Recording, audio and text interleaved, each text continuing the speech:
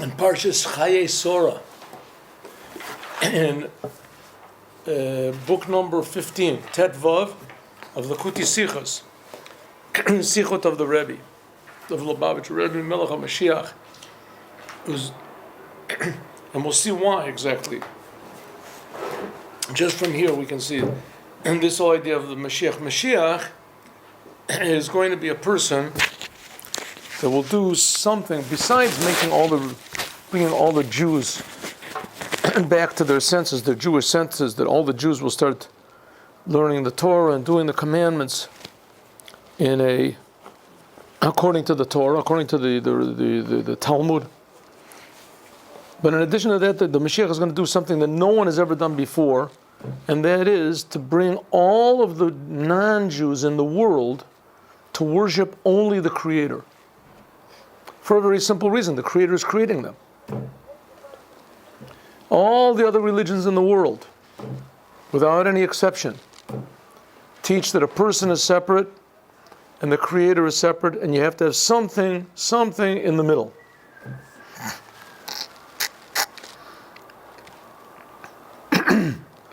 And even those that do try to copy Judaism and say this, so they take out the whole idea of the Torah being true from Mount Sinai. They make up their own rules. They all stress the importance of heaven, going to heaven. The whole essence of what the Judaism is to stress the importance of this physical world, with the non-Jews in it also. Non-Jews are also part of the world. So that's one of the things the Mashiach is going to do. Mashiach will bring conclusion, a completion to the work that Abraham started. Namely, that the whole entire world, Yakiru v'yedu kol yeshvei tevel, we say this 3 times a day in the Aleinu prayer, everyone in the world will recognize and know that God is, the Creator is the only God, and everyone will stop all the religions. There won't be any more religions in the world. No more religions. There won't be any more Buddhists and Christians and Hindus and Muslims. They just won't exist anymore. Why? Because people will realize that it was all foolish. It was false. They don't have to. In order to get close to God, they don't have to die and go to heaven or wherever they are. This world is closer. Okay, who really began this big difference? This is the blessing that was given to Abraham, but who really began this? This was Sorah. Sorah was the first one. She divided between Yishmael and Yitzchak. Both of them were sons of Yaakov. Both of them sons of Abraham. And she divided between them. She sent them away. And even more, you can see in this week's portion that from that came even Eliezer, who was the faithful servant of Abraham. And he was also separated. So that's really the message of Sorah. That's why this parsha is called Chayei Sorah, the life of Sorah, because her message, namely singling out, dividing the Jewish people from the non-Jews, to tell them that the Jewish people have a responsibility to the non-Jews. We have a responsibility. We're not just a nation like every other nation, and that we have to worry about ourselves. We have to worry about the whole entire world, the whole entire thing. It's all our responsibility. And in order to do that, they have to be divided off. They have to be told that they're special and that they're different.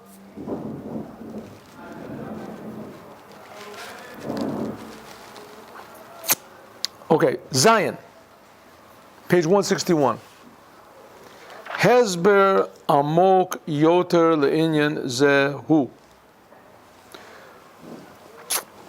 A little bit deeper, not just that the non-Jews are different than the Jews. Non-Jews are part of the world, and the Jews are, so to speak, part of the purpose of the world, you want to call it God's representatives in the world. Not only that, there's something deeper. Kol metzius hashamayim v'oretz, the whole entire existence of the heavens and the earth, v'kol tzavam, and everything that's in them, kol el umas olam, including all of the non-Jews, excuse me one second, including all the non-Jews in the world, everything that exists, every single creation.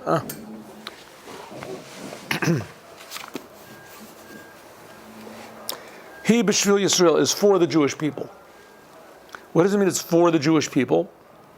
Kol matarat habriya hi Yisrael. The whole purpose of creation is the Jewish people. Lochen im ein hem magshimim et kavanat habriya. If the Jewish people do not manifest the purpose of creation, ein siba lekiyumam, there is no reason for the world to exist.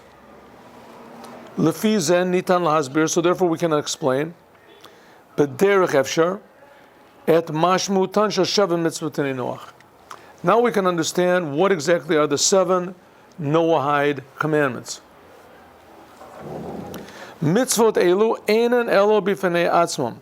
These mitzvahs are not a separate thing on their own. The 7 Noahide commandments are not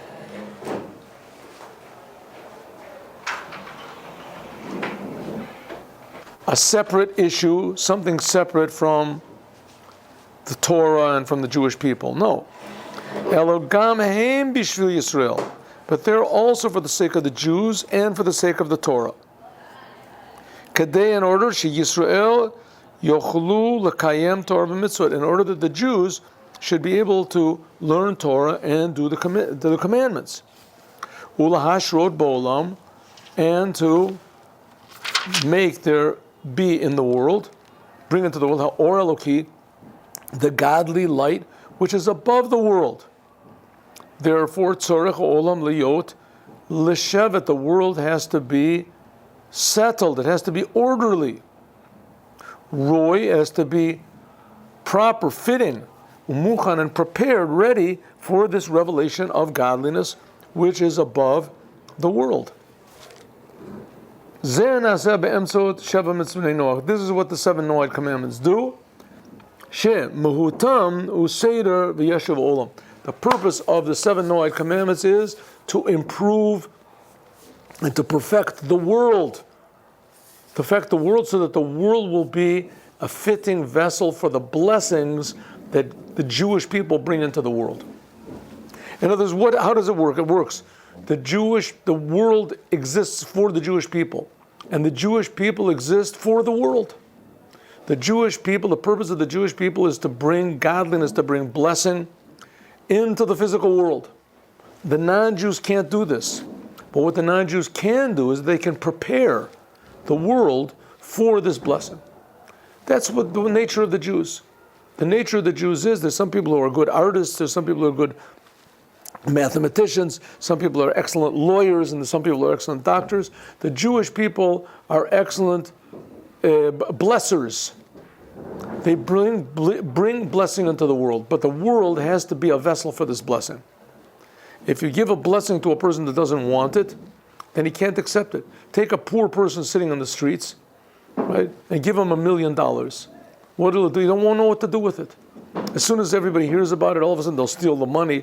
What he's got left, they'll buy the vodka with it or whatever he buys, drugs, and he'll kill himself. He's not a vessel for such a blessing.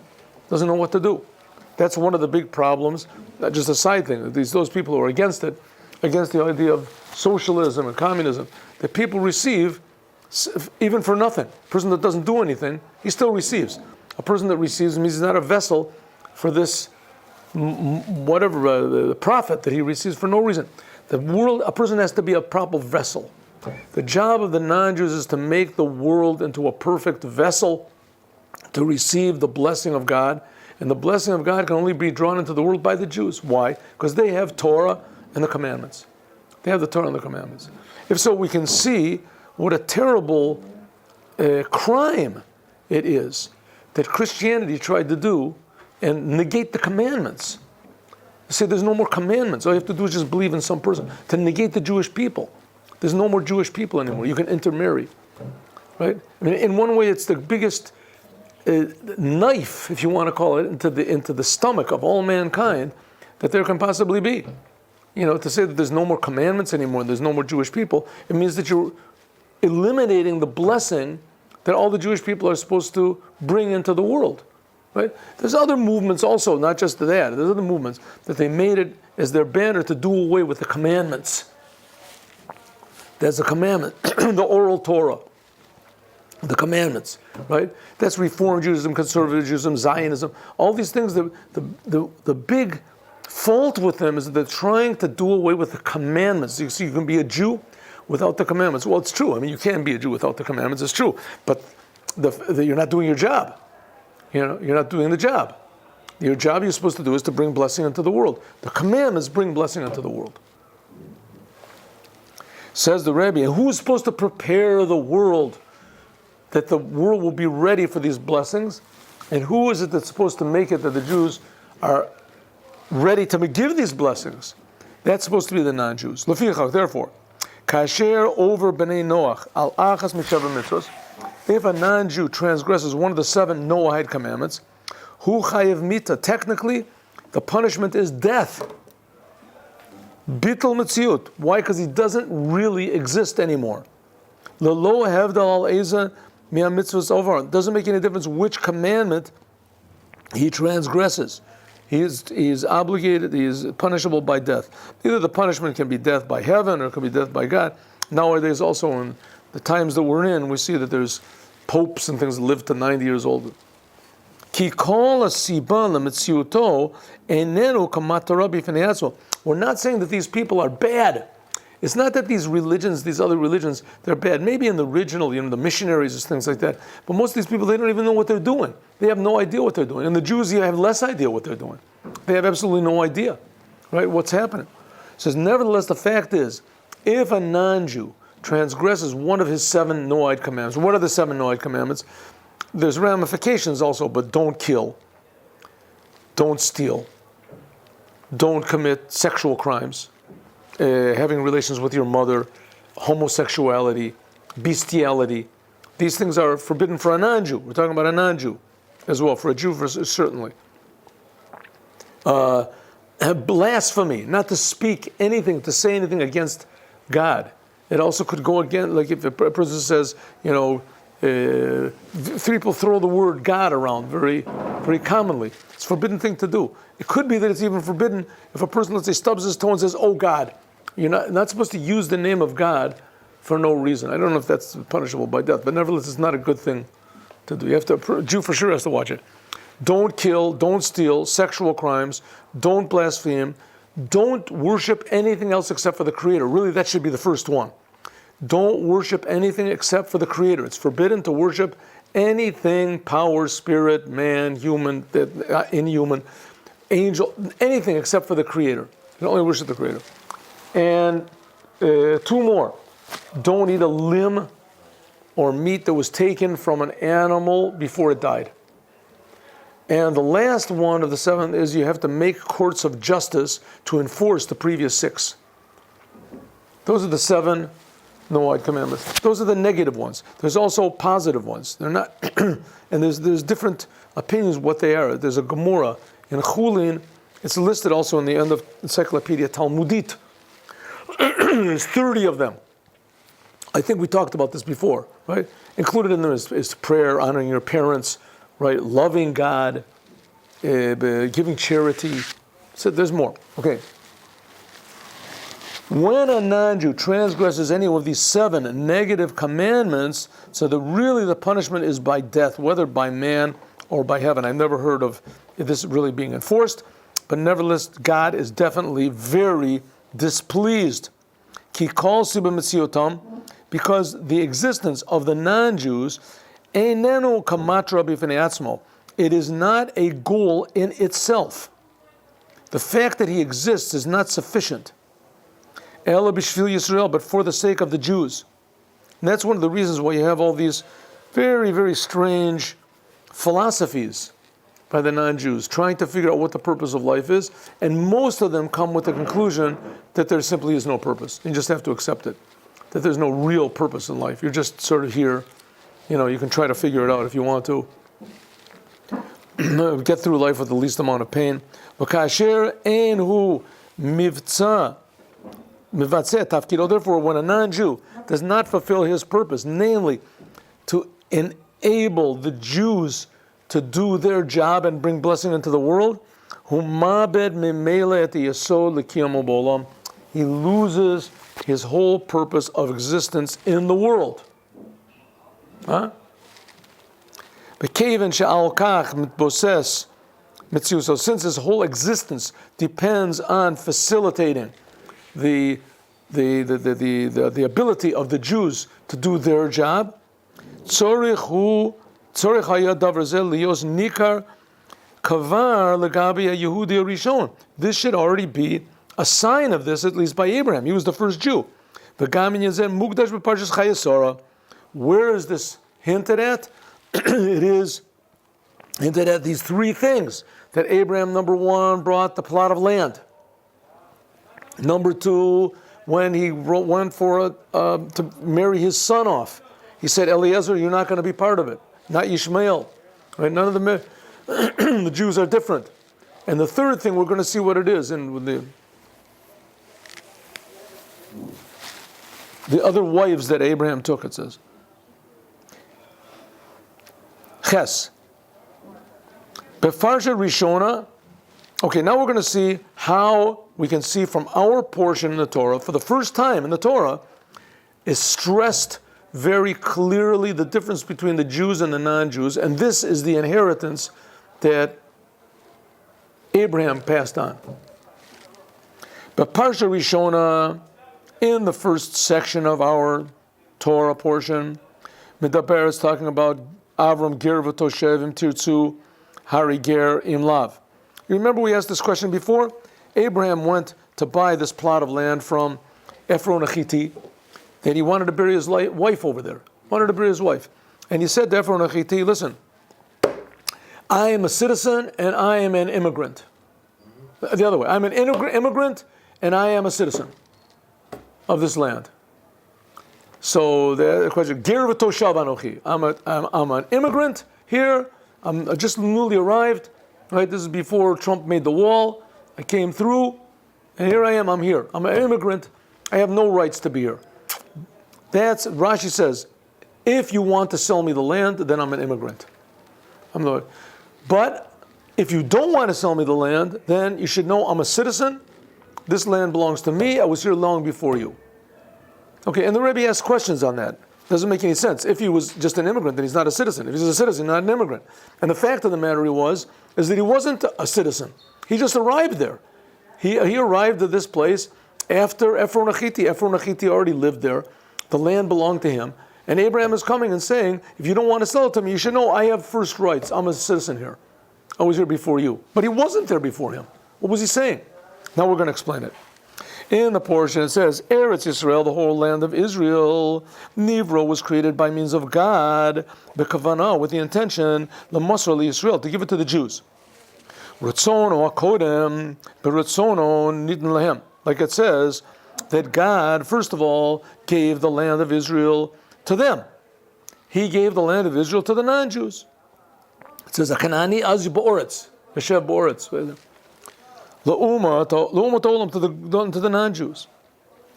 Hu laman akavana shel baratzono nitla b'hem v'nat nalanu. Why did God give the land of Israel first of all to the non-Jews? That's what it says. It's Erza Kanani. The land belonged before Abraham came there. Why? Because it says the reason God gave it to them is in order to take it from them. To take it from them and give it to the Jews. Kol zeh ba'ofen shel kol Chelik shel Eretz Yisrael hayazman v'derech mishalom. Each part of the land of Israel had its particular time and its particular way. L'Mesir Yisrael, to take it from the non-Jews and give it to the Jews. Eretz Yisrael b'chaluto hayatzaricha lihinaten liyisrael rak b'zaman Yeshua. It should have been that the land of Israel was only given to the Jews when they left Egypt. And they came into the land of Israel. They were supposed to come in with Moses, but they didn't. They struck the rock, etc. They sent the spies. In any case, when Joshua came into the land of Israel, that's when the Jews were supposed to get the land of Israel. Because before that, it says that there's too many animals, wild animals over there in the land of Israel. And it's not good. I can't let everybody go in earlier. You have to go in with Joshua. After you wandered in the desert for 40 years, then you go in, don't worry about it. God says, I'll take care of the animals, I'll take care of it. Be'emsos kibush. How are you going to take over the land of Israel? Conquering. The Jews have to conquer the land. Marat HaMachpelah hayat tzorech la'Avram. But one exception was the cave of Machpelah. It was supposed to be given to Abraham to bury Sarah, not by means of conquering it in the days of Yeshua. Days of Yeshua, that was what, like 400 or 500 years, something like after Abraham. But by the means of Kinyatam ibn Abraham was going to buy this from the people of Chet. It belongs to them, and he was going to buy it from them. Kanani ba'chiti azo here words. Fa'az hayita kavanat Avram ba'omro im tirtzu hareini ger. If you want to sell me this land, then I am an immigrant here. But if not, at leno min adin, I can take it legally. Why? Because God said, "L'zaracha et eretz hazo," I'm going to give you this land. 1 minute. God said, I'm going to give you this land, but he didn't give it to him yet. So why did Abraham say it's already mine? And also, even more, if it's already Abraham's, then why does he say to Ephron, I'm willing to buy it? He just should have said, the land is mine, get off the land. The answer is like this. God wanted the land to be in the hands of the non-Jews. He wanted it to be in the hands of the Ephron Achiti. He wanted it to be that they should own it first. The non-Jews should own the land of Israel. If the non-Jews do what God intended them to do, if they fulfill the purpose that why God gave them the land, if Ephron Achiti fulfills the reason why God put it into his hands, namely why? That he would have the merit to sell it to Abraham. That's the whole reason he gave it to him. God gave it to him. Kedei lamachol Abram, in order to sell it to Abraham. Then Abraham said, you have just as much a right to live here as I do. You're doing your purpose. You're selling it to me. If so, you have a right to be alive. You're connected not only to me, but also to Abraham. You have your right. V'hu yikneh, I'll buy it from you. V'kach gam legabi tachlit olam. So it is with the whole world. Namely, for the sake of the Torah. Marat HaMachpelah, this place, the burial places of Abraham, Isaac, and Jacob, had to be first of all in the hands of the non-Jews. And Avram had to buy it. This is written in the Torah. It's written a whole big section, a whole couple of paragraphs in the Torah. Limud shel kicha misdei Ephron. From this we can learn how to marry a woman and etc. There's all sorts of laws that we learn about what Abraham did and how he bought it and etc.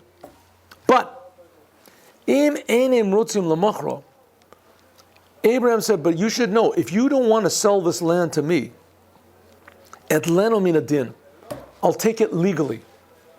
Because if such a case is you're not going to sell the land to me, means you're not going to fulfill the reason that you were being created right now. Shilishmo nimset hamara b'reshuto. The only reason God could have given me the land originally. He could have done whatever he wanted to. God gave the land to you to give you merit, that you'll sell it to me. You don't want to sell it to me? Lochin itbatel ba'alutam. Therefore, you have no right to be alive. You have no right to exist. The only reason you're existing is only to sell me this land. You don't want to sell it? If so, you've cut off your connection to Abraham. You've cut off your connection to connection to Abraham. You've cut off your connection to Adam, the first man. If so, you don't have any right to exist. Therefore, you don't even exist. I'm the only one here. I arrived here an hour ago. I'm 1 hour before you. Right? Ephron could say, what are you talking about? I've been living here for 50 years. He says, you haven't been living here not even 1 second. If you don't do the purpose for which you were created, then all of the years that you were here, they were just borrowed. They're not really yours. You have no right to exist. Therefore, I do have a right to exist. God put me in this world in order to take the land of it. Then I'm taking it. I've been here. 1 hour I've been here. I've been 1 hour more than you. You have never been here. Get it?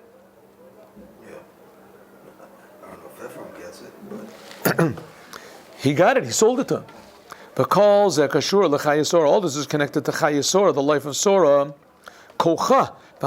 Why? Because the power and the service, the energy, the inspiration.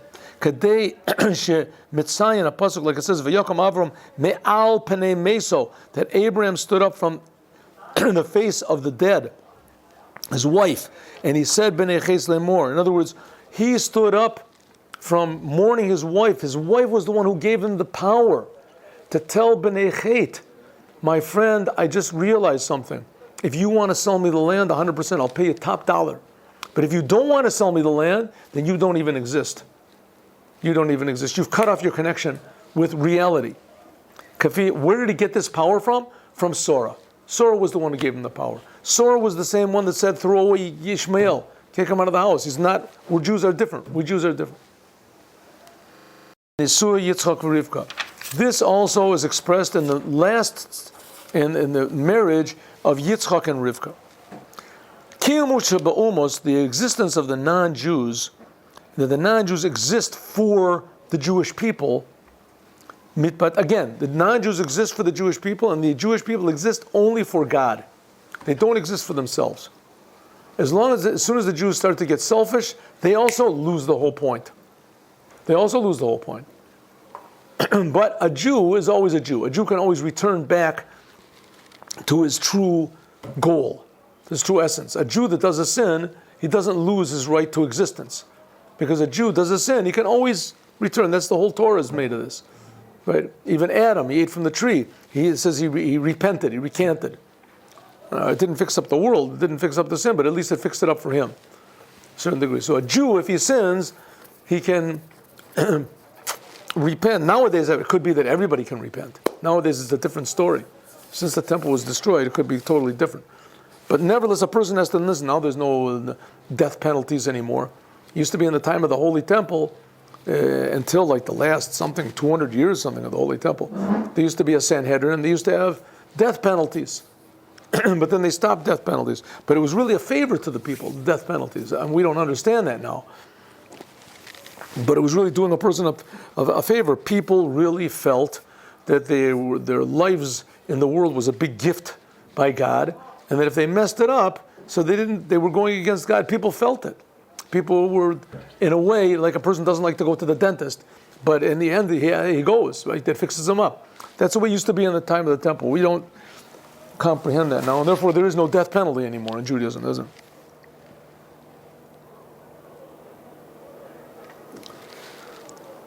it? Yitzchak was the first Jew, the first person that was born a Jew. Rivka, Harchava, Pirut al Nisim Sheiru Eliezer, all these miracles in this week's portion, the miracles that happened to Eliezer on the story of Betuel and Lavan, Va'al Kach Shedvorav Gormu Lahakaratam Bakach Shema Yotze Mihashem Yotze Adavar. Even Betuel and Lavan, they agreed, they were arch evil people and totally dishonest. But they realized that everything that happened with Eliezer, the whole story about him finding Rivka miraculously, and she came out to the well, and etc. All this came, they said, from Hashem. So Rivka said, I'm going to go with him, I'm willing to go. They said it came from God. First time maybe in their lives that they really recognized God. Kol Zemara shows that the purpose of everything that happened with Yitzchak, the purpose of everything that happened is Avram and Yitzchak. Everything that happened was for the sake of the Jews. Here's Betuel, Lavan, they were fantastically rich, fantastically powerful. Comes the servant of Abraham, Eliezer, and he finds the daughter, and Rivka, she says, I'll go with him. I'll leave everything I have, I'll go with him. Suddenly they realized the whole entire story with all the non-Jews that were involved, with all this amazing, it was only for Avram and Yitzchak. The whole thing was for them. And what did they exist for? To serve the Creator, to bring blessing to the world. Even more. Kasher Ratza Betuel Lakev Zod, when Betuel wanted to delay Batla Mitzioso, he got killed. He died. Cave and Shekal Mitzioso Ulaman Betuel Yalad at Rivka, because Betuel, he gave birth to Rivka. The whole reason he existed was to facilitate the marriage between Yitzchak and Rivka. As soon as he started to stand in the way, therefore, Midbalat Mitzioto, therefore his existence ceased to be in the world, Kasher, when he tried to stop the reason for which he was created. So that's the first two things in our Parsha. First one is the buying of the land of Machpelah. That shows the difference between a Jew and a non-Jew, right? That Abraham said to Ephron Achiti, if you sell it to me, then you have a right to existence, if not.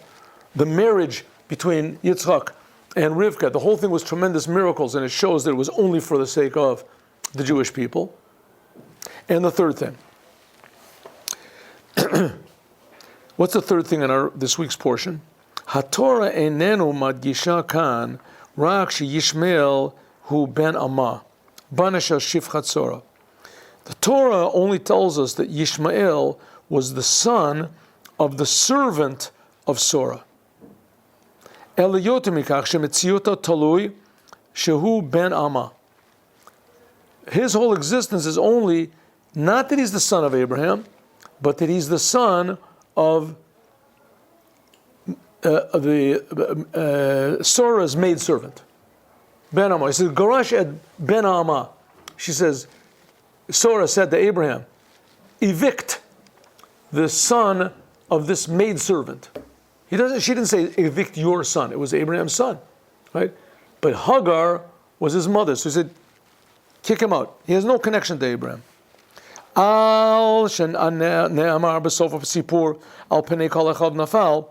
says by Yishmael that he dwelled among all of his brothers. Ad shelo made Avram yishkon, misha made Avram nafel.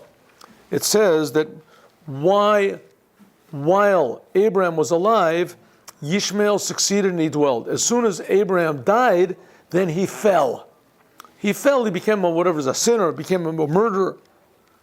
And Yesh la'asbir it like this. Chazarat Yishmael b'tshuva. Yishmael says he did tshuva. Shehi akarato b'kach shehi uben Amma. What does it mean he did tshuva?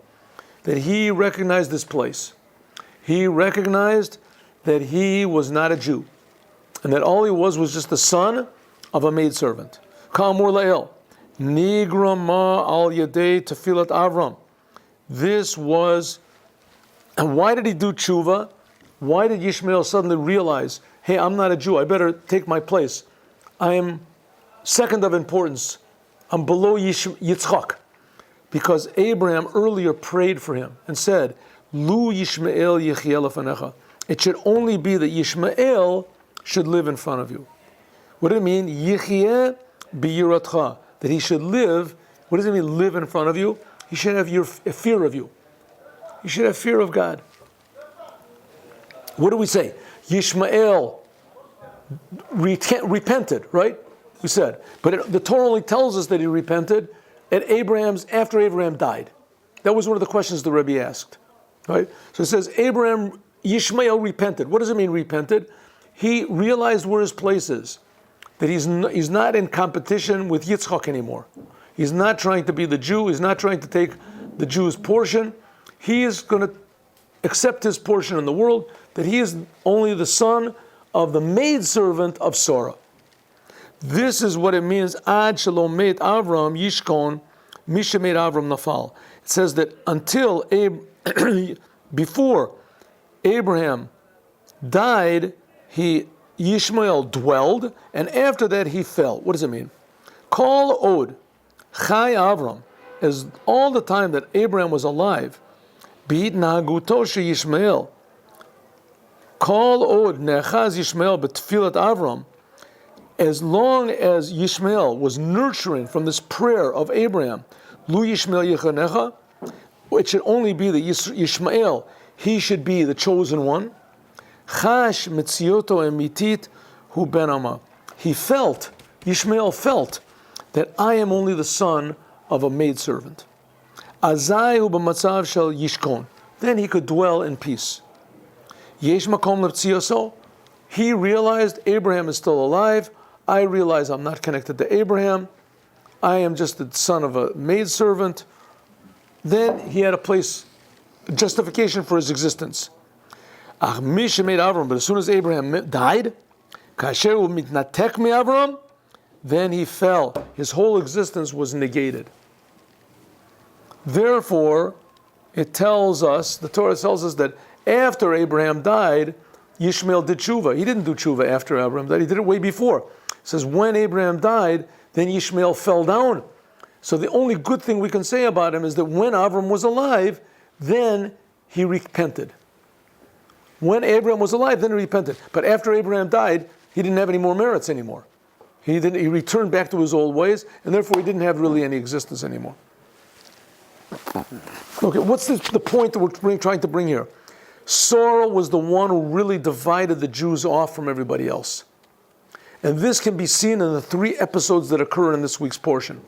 The first one is how Abraham bought the cave of Machpelah, that we discussed, right? That's the place where Adam was buried, and that's what he said, Ger v'toshav anechi, if you want to sell it to me, you have a right to exist. If not, you don't have a right to exist. After that, the marriage of Yitzchak and Rivka is stressed the difference between a Jew and a non-Jew. The difference between Eliezer and Yitzchak, right? All the miracles that happened, and Betuel and Lavan admitted that everything that happened was only for the sake of the Jews. The third thing is the Yishmael and all of the other wives that he took. We'll see. First of all, let's take Yishmael. Yishmael, as soon as Abraham died, so Yishmael tried to reassert his place as a Jew, and it says in Nafal, he fell. He couldn't do it. Gam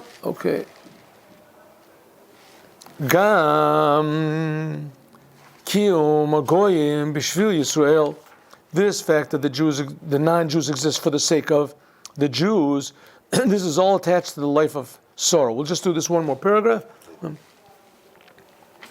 Also, this fact that the existence of a non-Jew is only for the sake of the Jews, this is relevant to Sarah. Lochein hi and Nakuda Ikari. Therefore, Sarah is the main character in this week's Torah portion, the life of Sarah.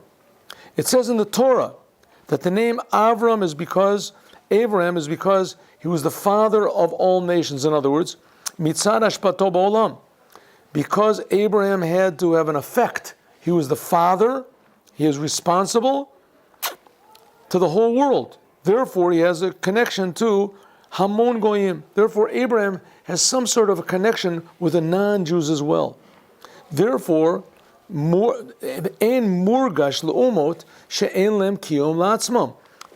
the non-Jews, they don't really feel that their whole existence depends on God. The whole existence depends on the Jewish people, rather. They don't feel why? Because a non-Jew can say, listen, I come from Abraham. I don't know what you're talking about. I'm coming from Abraham, just like the Jews came from Abraham. I came from Abraham. Also, the Arabs, Yishmaelites, and they could say, we come from Abraham. We have a Shekol Kiyomam B'Shvil Yisrael. They don't feel that their whole existence is for the sake of the Jews. They say, we're okay as we are. On the other hand, that's what they receive from Abraham. We can say we're all sons of Abraham. But when Sarah came along, Sarah is the language of Sarora, rulership. He's Sarah ala kol, she ruled over everything. What does it mean? Because of Sarah, you can feel that by the non-Jews, that the Jewish people, they rule over the existence of the non-Jews. Therefore, him mishartim, the Sarah, the Yorshel, the Israel. Therefore, the non-Jews, because they have no connection to Sarah, and Sarah stressed this, right? What's your big thing? You want to say you're connected to Abraham? Well, the fact is, came Sarah along and says, that's your big trump card, right? That you're connected to Abraham, and Jews are important, right? You want to say that you're Jews? Well, the fact is, you're not connected to the Jews. Sarah was the one who brought this out, that they really have no connection to the Jews whatsoever. And again, what is the purpose of the Jews? To bring blessing in the world. But they can't do it unless the world is a vessel for it, and the non-Jews have to make the world a vessel for it. That's what we see, and it says that if the Jews repent, then they realize that they're Jews, so then that's wonderful. But if not, God will send a Haman to remind them that they're Jews. Remind them that they're Jews. It seems, of course you can interpret everything in any way, but it seems that's what's happening in the world. There's amazing, incredible, unbelievable anti-Semitism that's just weird sort of anti-Semitism around the whole world. I can make you repent. Huh? I can make you Right. repent. To make you this. You have all these Jews that are against Jews. And so that's it. Where is Mr. Smith?